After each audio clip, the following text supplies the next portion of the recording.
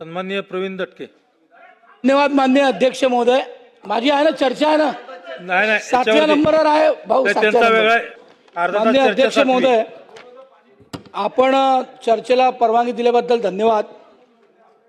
आमच्या NITचे नवीन ट्रस्टी माननीय कृष्णाभाऊ इथे बसले आहेत, त्यांचं मी अभिनंदन करतो. या दृष्टीने शासनाच्या महसूल विभागाने नागपूर आणि अमरावती विभागातील नजूलचे प्लॉट 2% फ्री होल्ड करण्याचा निर्णय घेतला आणि ते घेताना आपल्या महसूल विभागाला शेकडो कोटी रुपये मिळाले, शेकडो कोटी रुपये.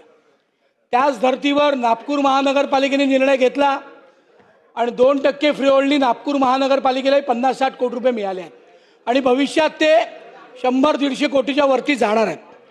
माझी याच माध्यमातून माननीय ताई इथे बसल्यात, त्या मंत्री महोदय आहेत, याच माध्यमातून NITचे जवळपास 55,000 प्लॉट नागपूर सुधार प्रन्यासचे 55,000 प्लॉट नागपूर शहरात आहेत.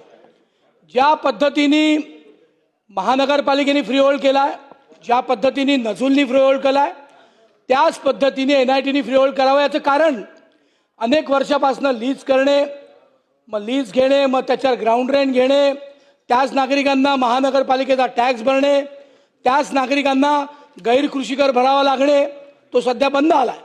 पण या जाचक अटीमुळे जे निवासी प्लॉट आहेत त्या सर्व नागरिकांना याचा प्रचंड त्रास होतो आहे. आणि NIT सारख्या संस्थेत 10व्या चक्कर मारा, मग त्या NOC मिळत नाही, मग याची खरेदी त्यांनी केली, त्याची खरेदी त्यांनी केली. या सगळ्या दृष्टीने त्या 55,000 NITच्या लीजधारक प्लॉट धारकांना अडचण निर्माण होते. त्यामुळे या अर्धा तास चर्चेच्या माध्यमातून NITने फ्री होल्ड करण्याचा प्रस्ताव शासनाकडे पाठवला आहे. त्याच्यावर सर्व निवासी NITच्या सर्व निवासी प्लॉट धारकांना आपण 2% त्या प्लॉटचं मालक करणार काय, आणि मालक करणार असेल तर किती दिवसात, हे अधिवेशन संपायच्या आत तसा आदेश आपण काढणार का, एवढी माझी फक्त विनंती. मंत्री महोदय.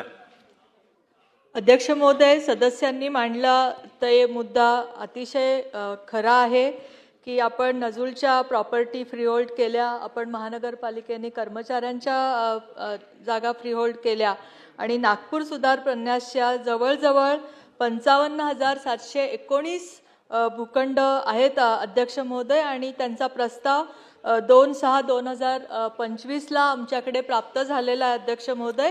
आणि त्याच्यावर जवळजवळ आम्ही 2% प्रीमियम जसं सदस्यांनी म्हणले तसा 2% आकारून, आणि जर 1000च्या पुढच्या प्रॉपर्टी असेल तर त्याचा विचार केला जाईल की 5% त्याच्यावर आकारायचे का. आणि जवळजवळ आम्हाला ह्याच्यामध्ये